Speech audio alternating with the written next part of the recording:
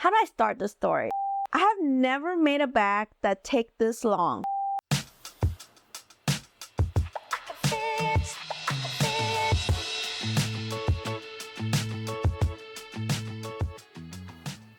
I started this project early this year during a time when my garden was awakening from the long, cold winter, with leaves and flower blooms covering all the woody branches. And at that time, I was working a lot in the garden, so my inspirations were these honeybees.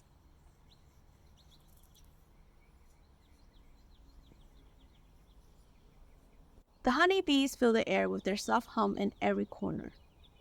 Every flower seemed to have its own bee, each busy collecting nectar. A few bumblebees began to appear, competing for the new blooms. As I watched this bee jumping from one flower to another, it sparked an idea for my fabric design, especially after I found this zipper pull. I chose a solid green background, hoping to mimic all the greenery in my garden. It's created a perfect contrast to the honeycomb and the golden bee color. The first version of the fabric was okay in my opinion. It was missing that element where you can't really see the honeybees. For my second version, I lightened the color of the bees and darkened the green to one with a more gray undertone.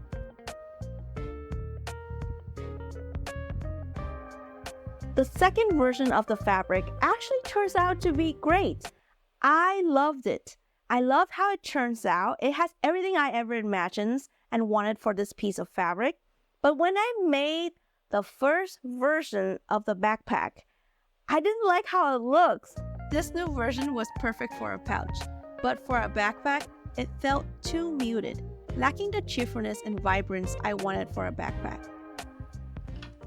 This is the pouch I made with the fabric, and I love how it looks. But when I put it on the backpack, it to me looked a little too dark. I went with bright colors for the third version and even considered keeping it simple with a solid white background. But I wasn't really sure which of these would work best for a backpack. Should I print all four? To save money, I decided to print a small test fabric at home using iron-on transfer paper.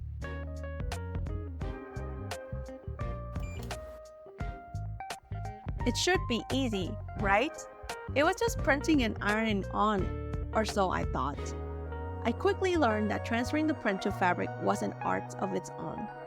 Even though the instruction says you could peel off the backing while the paper was hot or cold, peeling it off while the paper was hot caused uneven, patchy spots. I found that letting the paper cool first created a shinier and more perfect iron transfer. I was amazed at how well this method turns out, although it did limit my fabric size to a letter-size sheet of paper. I used those fabric I made at home to make these little mini pouch to test it out. I choose this color because to me it's more neutral. It looks more garny theme than this pink one, although I do love this pink one. And that's how I ended up with this fabric, and it's so pretty. And if you compare it to the original tester that I made at home, it is almost the exact same. Now before I can use this fabric, I need to first make a new pattern.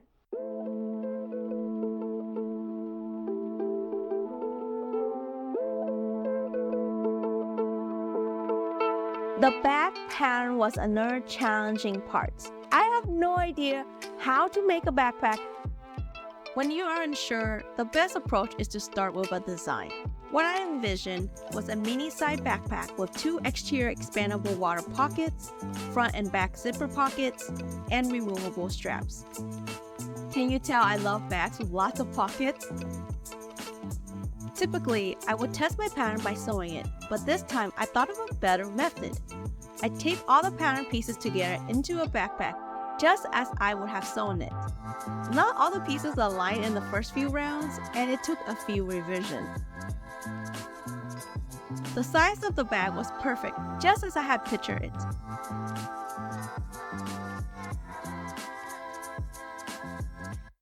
But But one thing that really troubled me, it doesn't really show the bee pattern really well in the front here, and the overall design of this bag is not bright and cheerful. Around the same time, I was redesigning my fabric. I couldn't seem to decide on one design even after looking at the printed fabric for days. What perfect timing! I tested my new pattern with the 2 fabric design I printed and made 2 miniature packbacks given the amount of fabric I had. The outcome was beyond what I had envisioned. I didn't want this to be wasteful just for the sake of pattern testing, so I added a swivel hook to the top here so that you can do this.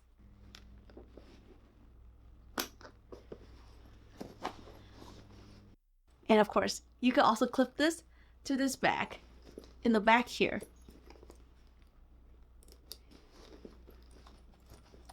I changed the front pocket to be a front flat pocket where you could fully see my beautiful fabric honeybees design.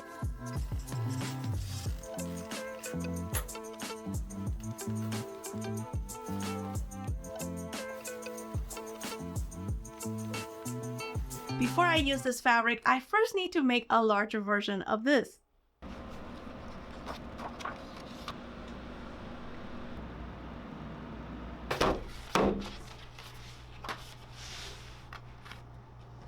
I might be crazy, but there's 36 pieces in this pattern. I'm not sure if this is gonna work. While designing this pattern, I ran into a few issues. One was the expandable side water bottle pockets, which presented several challenges.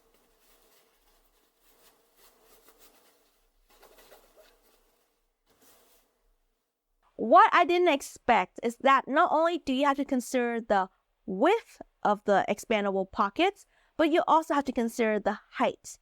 If you have too short of a height, when you put the water ball in, even if it fits, because the water ball is too tall, it will fall out of the pockets as you wear the bag. So I end up having to revise the heights of the pockets several times to get that perfect pockets. I also wasn't sure how to attach them to the gussets of the bag, leading to a few fix-it Felix incidents and some confusing steps during sewing.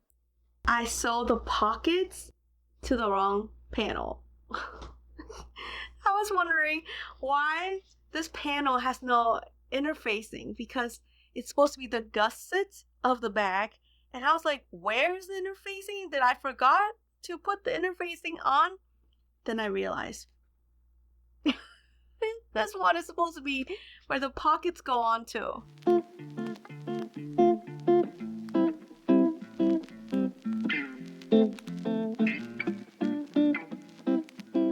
I have no idea how to even make a gusset bag.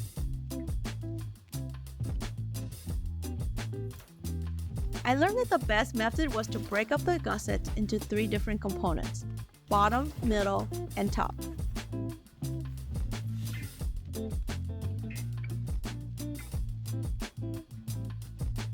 This method helped hide the pocket seam.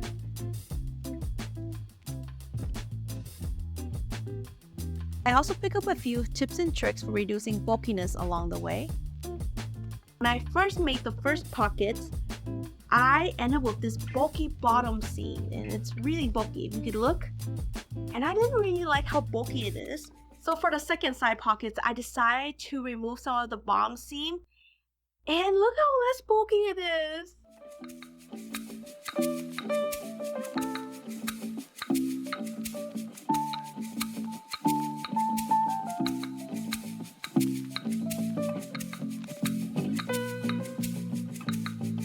Today is the day we are going to finish this bag.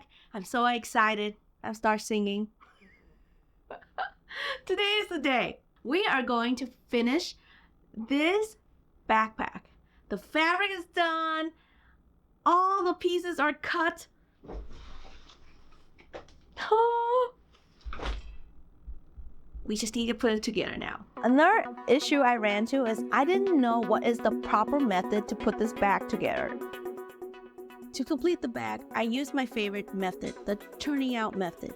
which involves turning the bag right side out through an opening at the end, hence the name.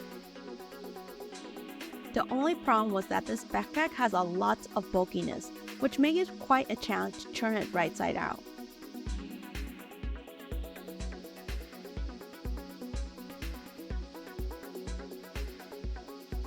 I ended up having to hand sew a lot of the side seam because I couldn't get it under my sewing machines. I didn't want to give up on this method so easily, so I gave it another try when sewing my final version, but this time with a new technique I learned from YouTube, where you turn out one side at a time. It turned out to be harder than I expected, especially with the hand blind stitching.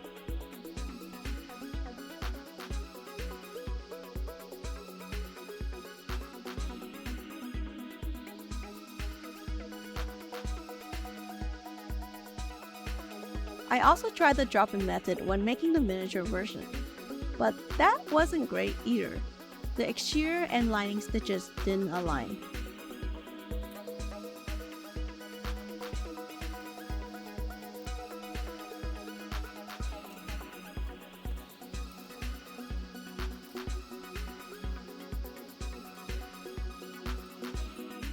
My last hope was the bias binding method. I decided to test this out with the other side of my final version.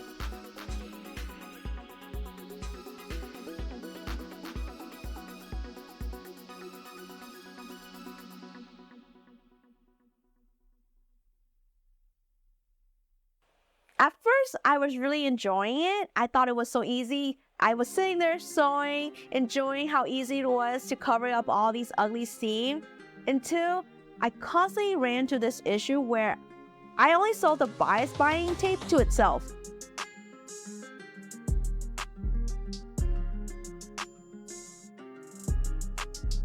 I wasn't sure if the difficulty came from the fact that my bias tape width was too narrow.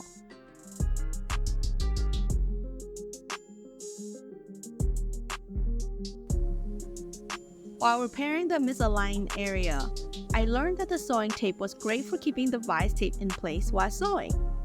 That made it a lot easier.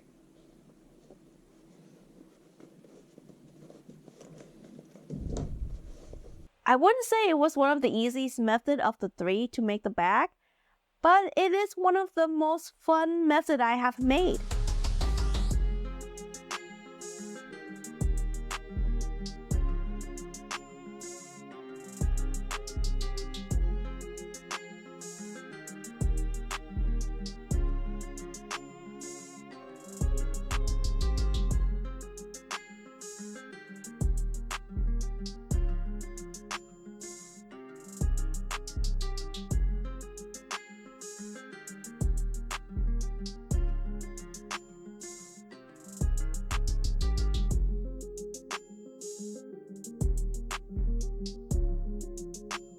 The bag turned out much better than my previous versions, and I'm quite happy with it.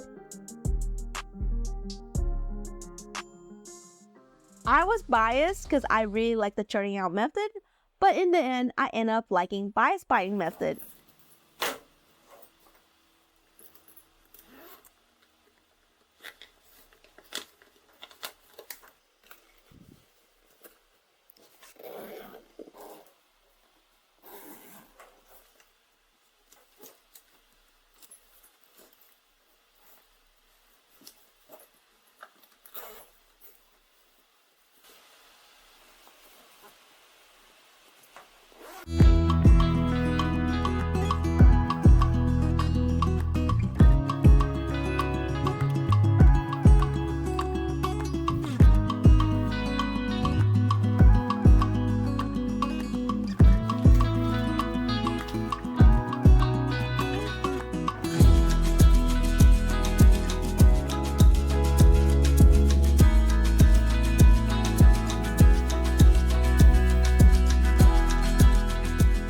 There are still a few things I could improve, like making the handle stronger and reducing the gusset's width.